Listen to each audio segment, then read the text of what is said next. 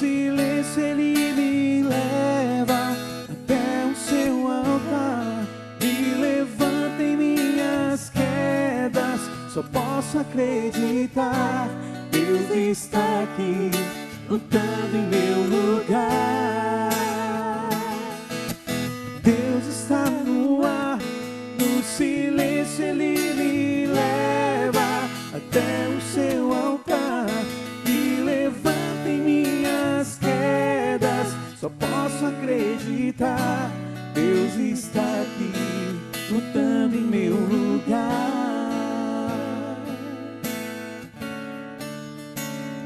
Que bom, nós estamos de volta aqui com o Coração Jovem pela Rede Século XXI. Deus abençoe você que está nos acompanhando e você que está ligadinho agora. Deus está conosco, nos levanta em nossas quedas, só posso acreditar. Nós acreditamos que Deus luta conosco, que Deus nos ajuda, nos orienta, porque Ele quer que nós sejamos o melhor que nós podemos ser. Ele nos criou para a felicidade, né? Ele promete para nós vida em plenitude, mas essa vida em plenitude é um trabalho também, é um empenho nosso, é um caminho, é um processo de conversão, um processo de volta para casa, né? De encontrar a vontade de Deus na nossa vida e sermos felizes com essa vontade.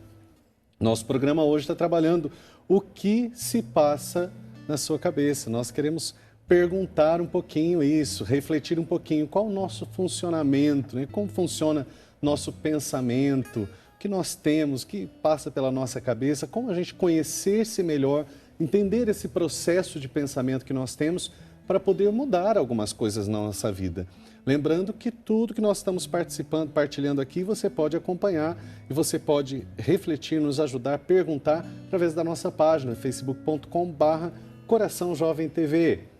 Coração Jovem TV, acessa, responda as nossas perguntas, participe conosco, ou também pelo nosso site rs21/Coração Jovem, rs21, nosso portal, /Coração Jovem.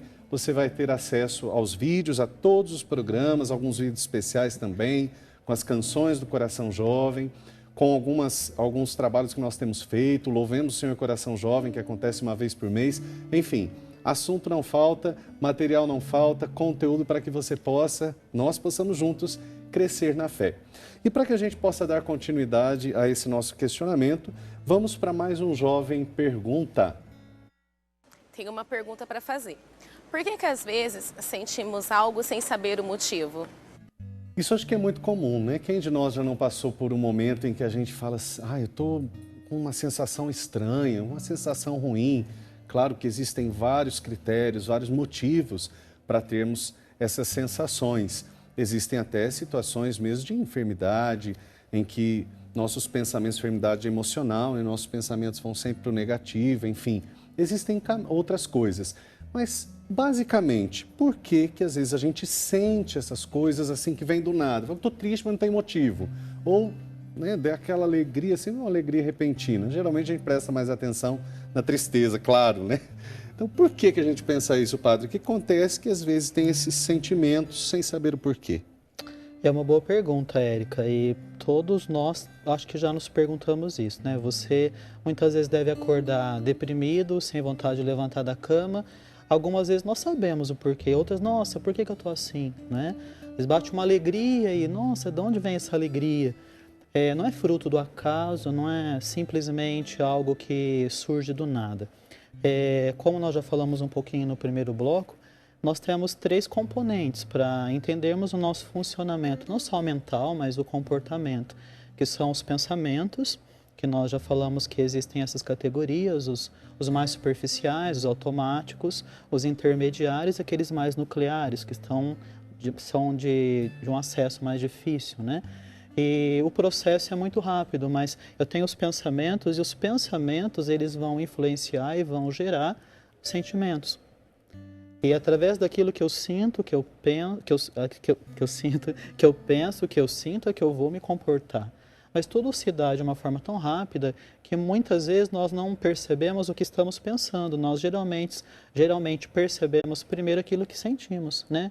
Eu sinto tal coisa, mas se eu sinto é porque está passando alguma coisa pela minha cabeça.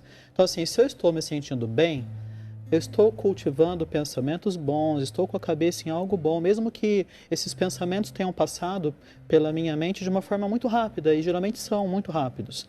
Se eu estou tendo sentimentos ruins, estou triste, amargurado, tenso, tem uma série de preocupações que eu não estou identificando, mas elas existem. Às vezes isso também pode acontecer, porque nós sabemos, assim, olhando pelo lado da espiritualidade, é claro que existem momentos que nós sofremos as nossas tentações, as nossas perseguições, as nossas provações. Existem momentos em que a gente sente aquilo que a gente chama na espiritualidade de consolação, né? Da graça, da presença de Deus. Mas na maioria das vezes isso tem tudo um fundamento, existe também esse contexto. Eu sinto algo, por que eu estou sentindo? Existe um pensamento ali. Até uma vez eu passei por uma situação em que eu comecei a sentir essa tristeza meio sem saber o porquê, e eu fui identificar um pensamento, uma situação que havia acontecido dias antes. Mas que eu acho que eu não dei tanto valor e fui levando. Sim. E na verdade aquele sentimento ruim era por causa de um pensamento que eu não tinha trabalhado, né? A gente não para pensar, literalmente. Né? Pensar sobre o pensamento, né? Na Exatamente, verdade, o pensamento, ele nunca vem puro, ele vem com uma cadeia de pensamentos. Eu gosto de pegar... A gente usa muito dizer isso, ele nunca vem puro, né? Não, ele tem uma cadeia. Algumas sujeiras, literalmente, né? É sempre uma cadeia. Nós pega um clipes e engancha no outro clipes e você vai formar o quê? Uma corrente, né? Os elos de uma corrente. Para eu chegar nesse pensamento aqui, eu posso ter começado lá atrás. Fui gerando pensamentos, não. E às vezes um acontecimento, a fala de uma pessoa, uma cena que eu vi na TV, uma foto que eu possa ter visto, mesmo que rápida, vai despertar ali lembranças, pensamentos, preocupações. Isso vai sendo alimentado muitas vezes como uma bola de neve que vai crescendo. Nós vamos falar um pouco disso no programa, no próximo programa, se eu não me engano. E isso vai gerando, esses pensamentos vão provocando sentimentos. Então, assim, se eu sinto é porque eu penso. Existe um motivo para isso, não foi à toa. E geralmente, por exemplo, existem sentimentos, os sentimentos estão associados a alguns tipos de pensamentos. Por exemplo, se eu estou ansioso, ansiedade é um sentimento. Geralmente a ansiedade está ligada à preocupação com algo, ao medo de algo que possa acontecer, a preocupações talvez exageradas, tristeza. Timidez pode ter a ver, por exemplo, com isso. Quer dizer, daquela timidez, aquele suar frio, aquela coisa toda por causa de alguma situação de exposição, mas pode ser porque eu penso no que eu já vivi ou em alguma situação que eu fui constrangido. Pode acontecer ou não? É outro contexto. Ela é uma a timidez ela é uma manifestação da ansiedade, né? Entendi. Então, é o receio que a pessoa acaba tendo, está relacionado ao pensamento, os pensamentos da autoestima. Então, o receio de passar vergonha, né? Não sei se vou conseguir me expressar, não sei se vou ser acolhida, não sei se serei compreendida. Então, esses receios e preocupações embasam a timidez, o sentimento de timidez. Entendi. Ele é uma variável da ansiedade, né? Entendi. Isso, ansiedade, medo. Se eu estou sentindo alegria, estou tendo pensamentos bons, estou talvez esperando algo bom, estou ainda ruminando algo bom que me aconteceu, né? Estou triste. Tristeza, geralmente, é provocada por sentimentos de derrota, não tem mais jeito, perdi, acabou, né? Então, assim, todo sentimento tem uma base cognitiva. E descobrindo, então, essa ligação entre sentimentos e pensamentos, nós vamos poder identificar por que eu me sinto assim, o que eu posso fazer. Aí vem acho que talvez a principal pergunta, o que fazer para mudar, para melhorar, não é? Eu posso mudar pensamentos, posso mudar sentimentos? Vamos aproveitar essa pergunta, porque nós temos um jovem pergunta que pode nos ajudar a entrar nesse assunto. O que a gente vai fazer agora? Oi, meu nome é Adriele e eu gostaria de saber se é possível controlar os pensamentos. Chegamos exatamente nessa pergunta. É possível? Tá bom, a gente já sabe agora que tem alguns pensamentos que são assim meio automáticos, que tem alguns pensamentos que a gente não consegue controlar, que vêm de repente, que são rápidos, a gente não consegue fazer essa reflexão, mas é possível controlar? Quais os caminhos que a gente pode fazer para fazer esse controle, ou pelo menos para adequar, para lidar melhor com esse tipo de atitude, de repente não agir de uma forma automática ou até negativa na vida? a princípio, todos nós, né, agimos de uma forma automática. Sim. Até o momento que nós paramos... Isso não é uma questão de quem é fraco. Não é fraqueza, é falta de consciência mesmo dos próprios pensamentos, do próprio funcionamento. Todo mundo tem um pouco. Todo mundo, né? E pensamento automático, como a palavra fala, ele vem sem que a gente tenha muito controle sobre ele. Mas a mudança começa quando eu passo a identificar esses pensamentos, a perceber que essa forma de pensar, ela não é a melhor possível. Ela é distorcida, ela é um pouco exagerada ou diminuída, a intensidade não é proporcional à realidade. E aí, a partir disso, eu vou desconfiar desses pensamentos. Isso é a única maneira de pensar, é a melhor maneira de pensar. E vou buscar provas na realidade de que aquilo funciona. Funciona bem para mim? Funciona bem para todo mundo? Não. Existe uma forma melhor de encarar essa situação? Porque o que nos causa sentimentos bons ou ruins não são os fatos em si, não é aquilo que aconteceu, é a interpretação que eu faço. Porque é interessante perceber, né? Você de casa... É importante reafirmar isso. Vê isso muitas vezes. Ah, nossa, fulano ficou tão, assim, desesperado diante daquele fato. Tudo bem que era grave, mas não era tanto. Mas é a interpretação que você fez que é diferente da interpretação que o fulano fez, né? Às vezes uma pessoa ganha uma coisa, fica alegre, parece que ganhou na loteria, né? O outro não dá nem bola para aquilo. Não é a coisa em si, é o significado que aquilo tem. Já passei por isso. Tem situação, você, por exemplo, às vezes dá um presente para alguém, né? Criança que é muito transparente. A gente chega, eu lembro que um dia eu cheguei para minha sobrinha, levei lá um presentinho. Ela agradeceu meio assim, olhou para a mãe dela, meio que falando assim: mamãe, esse eu já tenho, mamãe. Quer dizer, não gostei, né? E a gente espera. Agora, claro, ali foi uma reação transparente. Mas existem situações em que a gente espera, às vezes até sofre por isso, porque a gente espera que a pessoa faça uma festa. E a maneira como ela interpreta é diferente, inclusive como ela reage é diferente, né? O que para você significava aquele presente? O que você queria dizer com aquele presente? Ela entendeu? Pela idade, não. Não. O adulto talvez conseguisse entender e fazer uma interpretação mais próxima que você gostaria. O adulto ou não, ia ser né? um pouco... talvez ele ia ser mais suave, né? O adulto ia fazer de tudo. Não, muito obrigado, né? A gente dá o sorriso amarelo à criança. Não, já ela é mais direta, né? Óbvia, clara. Então, assim, da mesma forma como nós podemos desenvolver pensamentos negativos, nós também podemos desenvolver pensamentos positivos. É a pergunta que a Adriele fez. Sim. Né? Podemos mudar pensamentos? Podemos. É possível e é necessário. Porque nós não nascemos pensando, nós aprendemos a pensar. E da mesma forma como nós aprendemos alguns pensamentos que não são bons, crianças todos temos. Sim. Pensamentos automáticos todos temos. Alguns são bons. Os que não são bons devem ser mudados e podem ser mudados. A partir primeiro da consciência que eu tomo deles e depois no treinamento que eu faço para transformar esses pensamentos em algo mais funcional. Vale a pena lembrar que, na verdade, a gente não pretende, né, convidar um paciente a simplesmente pensar positivo. Sim, não é né? só não é o pensamento positivo, pronto. Porque pensar positivo para um psicólogo consciente, ele vai falar que isso se trata de alienação. Sim. Não é simplesmente vou pensar, tentar transformar pensamentos negativistas em positivistas. Não, não se trata disso. Ao contrário, é trabalhar com a realidade. Da mesma maneira, uma situação que é desagradável, ela vai ser desagradável.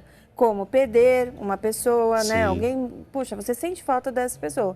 Então, sim, você vai se posicionar de acordo com aquela realidade, né? E aí, em função dessa realidade, você pode ter um pensamento, sentimentos e ações adequados ou não. Sim. A questão aqui é muito forte em relação à adequação, porque senão as pessoas podem nos interpretar mal, acreditando que então não existe sofrimento. Não existe sofrimento. Sofrimento existe. E, na verdade, o funcionamento, ele é funcional para o nosso funcionamento, porque nós, né, aprendemos a nos frustrar, a superar frustrações, a reinventar, a criar. Então, esses são desafios, né, que nós, na nossa vida, nós enfrentamos. Isso é muito bom. Precisamos ter, faz bem. Não é ruim, isso não é algo ruim. A questão é, como é que eu me posiciono? Porque mesmo frente a situações ruins e chatas e aversivas, como a gente costuma colocar, existem posicionamentos adequados e inadequados. Tá? Só acho que é legal a gente reforçar um pouco isso, porque às vezes o pessoal de casa a gente pode confundir, né, na nossa colocação aqui. É importante isso, porque é igual quando a gente fala em relação à fé. A fé também, nós ouvimos uma passagem que fala, olha, presta atenção, vê se você vai poder guerrear, vê como vai ser, vê se você vai dar conta de ser discípulo, na verdade Jesus estava dizendo. Por quê? Porque ele não estava prometendo, falou, olha, vem que vai ser uma maravilha, né? Vai dar tudo certo na sua vida, você vai ter a teologia que a gente chama até, na teologia a gente diz teologia da prosperidade. Então você vai acreditar em Deus, vai dar tudo certo na sua vida, você não vai ter problema, se tiver problema, porque você não está com Deus. Você não vai ter cruz, você não vai ter dificuldade. Essa não é a promessa, essa não é uma religião cristã para nós. O cristianismo, e na verdade toda religião que tenha bom senso, vai valorizar o sofrimento que faz parte da vida. Você não ter problema nenhum, na verdade, já é um problema. Você não reconhecer problema nenhum. Porque é impossível viver sem dificuldades. Crescer faz parte, sofrer faz parte do crescer, né? Nós, como cristãos, olhamos a vida, podemos olhar sim de uma forma mais positiva, mas não irreal, não ilusória, não fantasiosa. Por isso Jesus diz, você quer me seguir? Tome a sua cruz e me siga. Assume a sua responsabilidade e me siga. Vem ser meu discípulo. Para que a gente possa ser discípulo de Jesus, nós precisamos crescer na fé, crescer como irmãos, crescer como família cristã. E é esse o convite que o Coração Jovem quer fazer para você. Ser igreja, ser família cristã, ser pessoa de fé. Mesmo que você não participe da vida da igreja, venha conhecer um pouco mais o coração de Jesus, o coração humano que Jesus quer que nós tenhamos. Quanto mais humanos nós formos, mais filhos de Deus nós seremos, mais seremos aquilo que Deus quer, Deus deseja de nós. Então nós vamos para um rápido intervalo. Daqui a pouquinho nós vamos voltar para fechar esse assunto e também para rezar, para pedir a Deus que venha de encontro às nossas necessidades e nos dê a graça de um coração, de um pensamento, de um sentimento, de uma atitude mais controlada, mais refletida, mais correta, né? Mais de acordo com a vontade de Deus. A gente volta já já.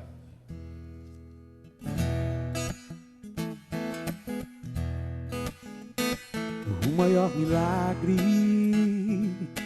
pode existir, a maior graça que se pode obter é viver. O maior que seja, dor ao corromper. Eu grito ao mundo, maior é o Deus que criou você.